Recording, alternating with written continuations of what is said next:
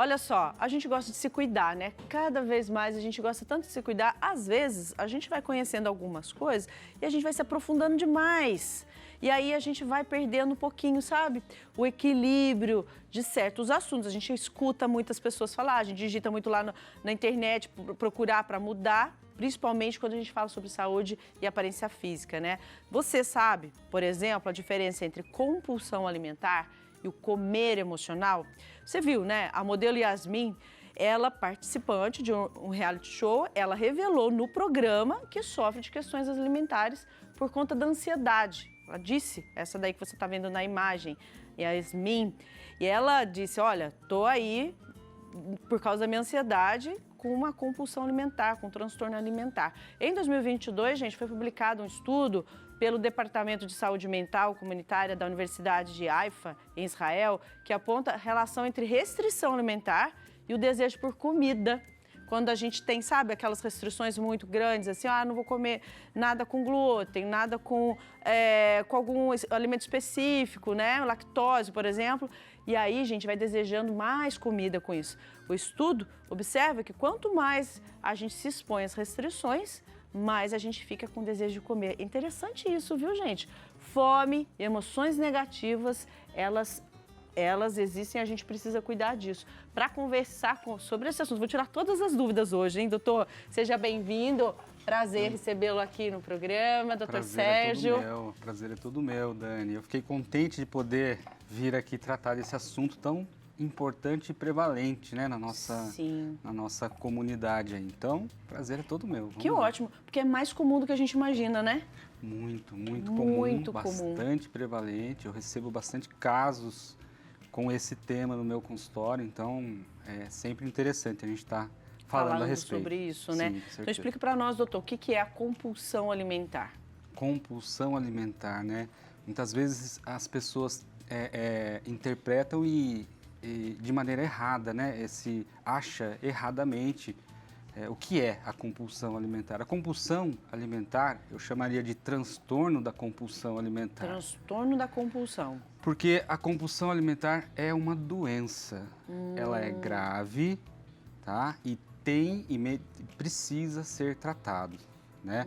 Diferente do comer emocional.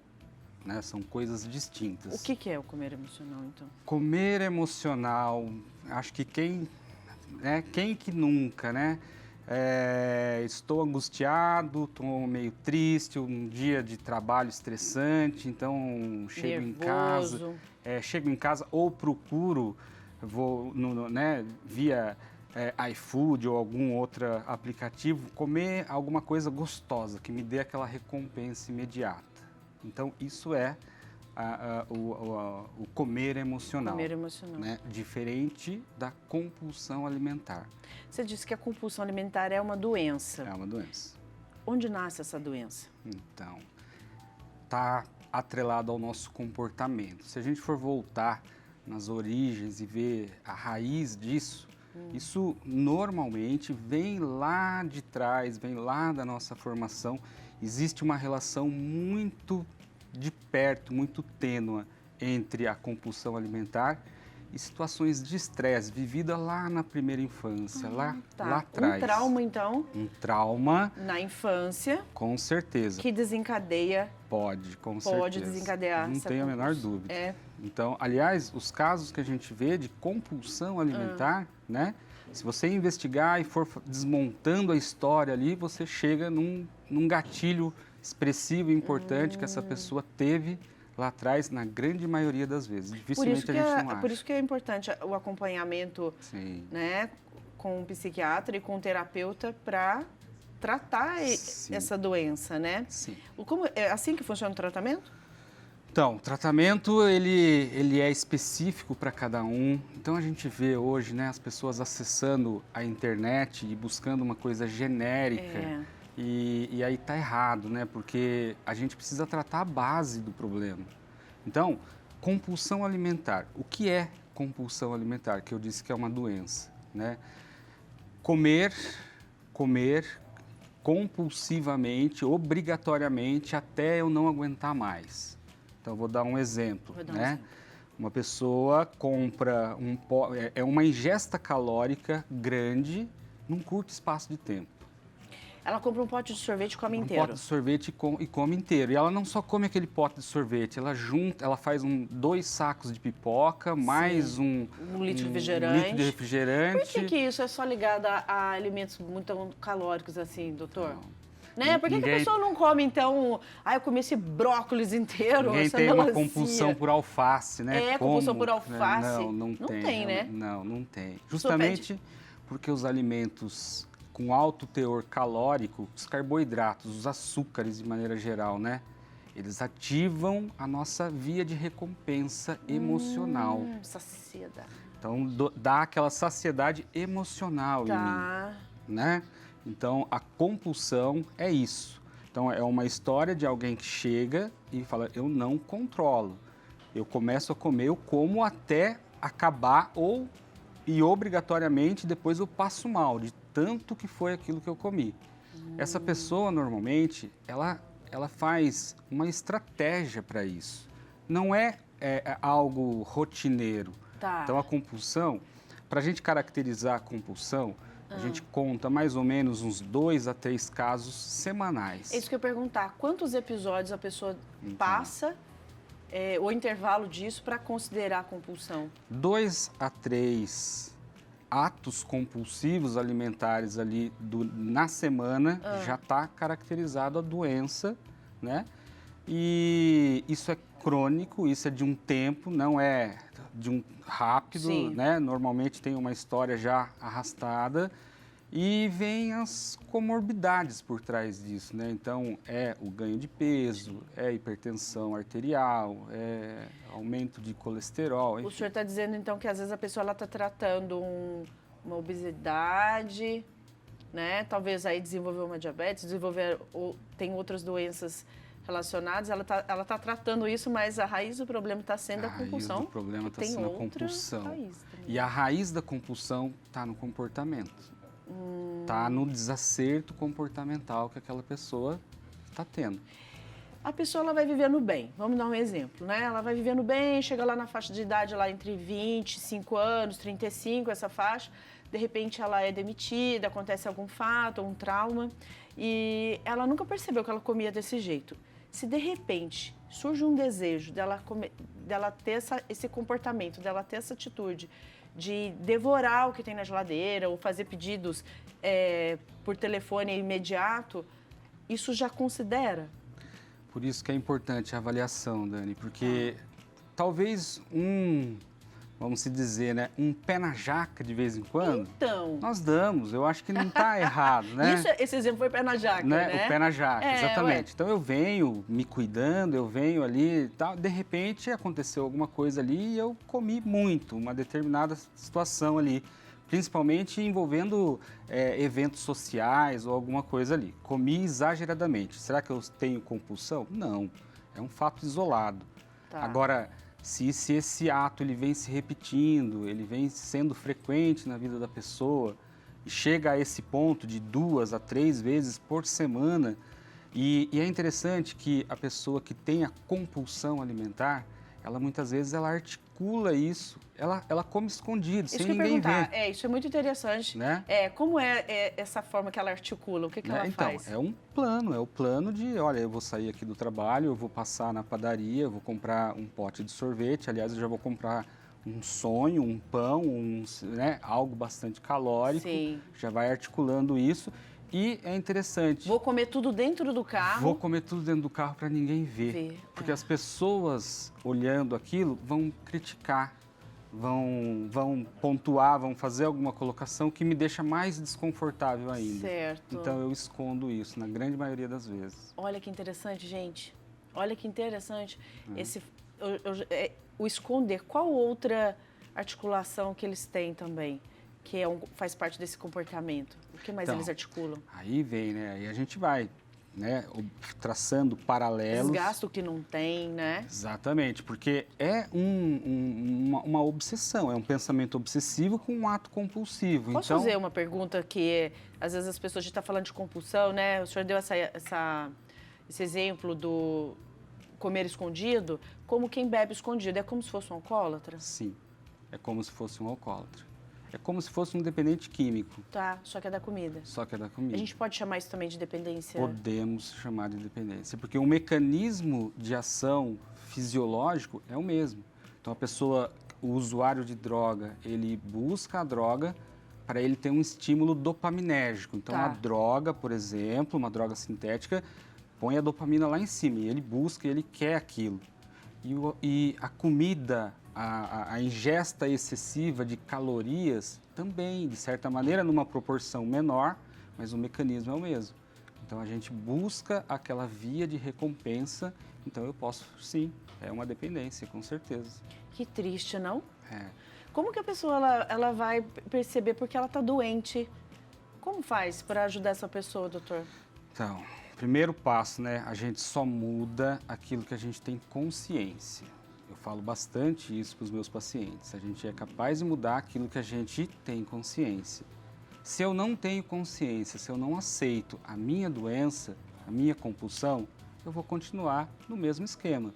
Dificilmente eu vou mudar. Eu vou me adaptar, eu vou me esquivar dos familiares ali que pegam no meu pé, Sim. eu vou fazer isso, então eu vou me escondendo e tal, e eu continuo naquilo. Então, o primeiro passo, né, é ter a consciência.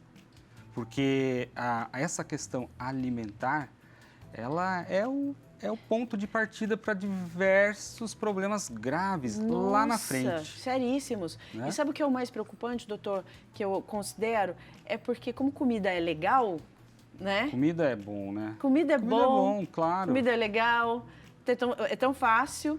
Comida é bom. Comida une as pessoas, né? Comida é social. Social. Então tem a compulsão, nós estamos falando da compulsão e tem, né, a outra questão que eu acho que é muito mais prevalente, que é o comer emocional. Sim. Então quando a gente vai festejar alguma coisa, nós vamos comer. Deu tudo bem, a É. minha empresa foi bem, foi tudo certo, então eu Sim, vou fazer fechei uma negócios festa, hoje. fechei um negócio. É. Tudo está vinculado ao ato de comer. Sim. Né? Sim. Certo? Então, o comer é social. Mas aí, vem cá, o senhor acha que então, se deu tudo certo no negócio hoje, o pessoal que está acompanhando em casa hoje conseguiu fazer suas vendas, deu tudo certo sua reunião, você conseguiu, deu certo o seu projeto, aí você falou assim, hoje eu vou comer uma pizza a mais. Sim. Isso é legal? Faz bem pra gente? Então, levar isso como uma certeza. recompensa?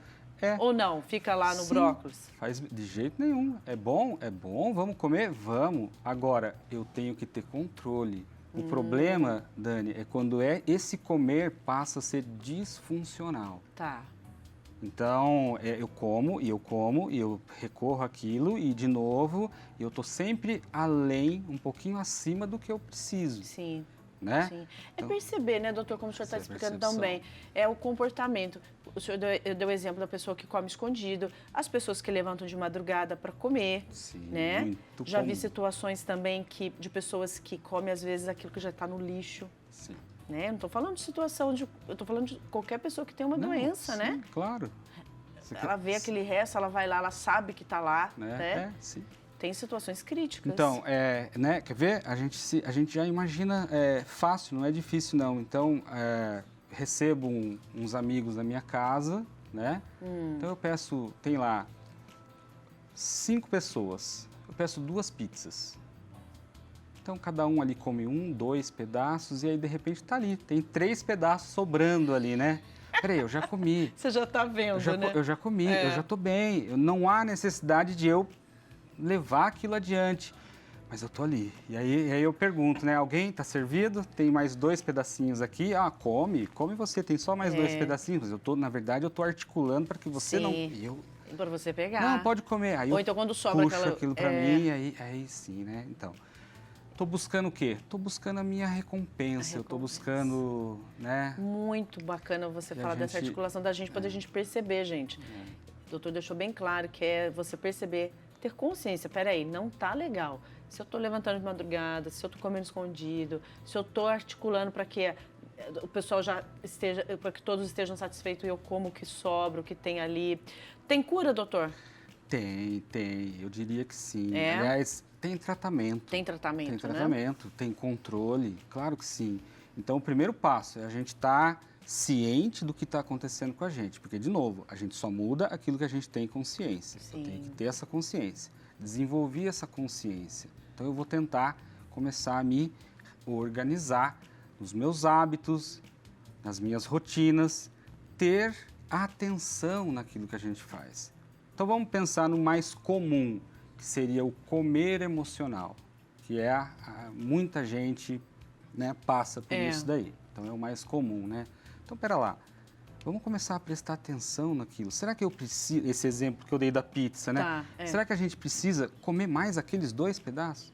E por que não guardar ele para depois? Né, Ou por que eu tô querendo comer esse pedaço? Por que eu tô querendo? Por que eu já tô tô articulando bem. já, né? Exatamente, não é? Se perguntar, né? Peraí, não, é porque eu tô cansado, eu tô com raiva, né? Passei por alguma situação, hoje não foi um dia legal, então eu tô querendo comer. Se perguntar, talvez, né? Por que eu estou querendo comer a pizza do vizinho, Exato, né, doutor? exato. Ô, doutor, que legal, como é bom a gente aprender, né? Porque às vezes tem hábitos tão comuns, tão simples na nossa vida que a gente pode mudar pra gente ter saúde. O doutor deixou bem claro que se você for se tratar, se você for se cuidar, você vai descobrir coisas que você precisa ver, né? Mas tenha consciência disso. E você se cuidar é um ato de amor muito grande por você. Né, doutor? Com certeza. É a Que nossa bom. saúde e a gente precisa cuidar dela. Precisa. Doutor, muito obrigada. Eu que agradeço, querida. Sagrando o senhor, doutor Sérgio Psiquiatra, né? Doutor Sérgio Psiquiatra. Toda segunda-feira eu faço uma live no meu Instagram, né, das 8h30 às 9h30. Então o pessoal interage ali com a gente, pergunta e vê. Então é bem interessante. Então, tenho a minha página também, Dr. Sérgio Rosa, doutor é DR sergiorosajunior.com, é meu nome. Também sempre estou publicando lá informações e maneiras para a gente conseguir cuidar da gente. Cuidar um pouquinho mais da E a gente precisa. Saúde. Com certeza. Muito bom. Deus te abençoe. Obrigada pela participação. Obrigado, Dani. Foi muito bom, doutor. Eu que agradeço. Muito bom, né, gente? A gente se cuidar. A gente só tem uma vida. Então, cuida de você. Não tem vergonha, não. Tem vergonha de ficar parado. Tem vergonha de... Se você estiver vivendo aí alguma angústia que esteja te paralisando, quem sabe esse bate-papo aí com o doutor Sérgio pode te ajudar a se movimentar, né?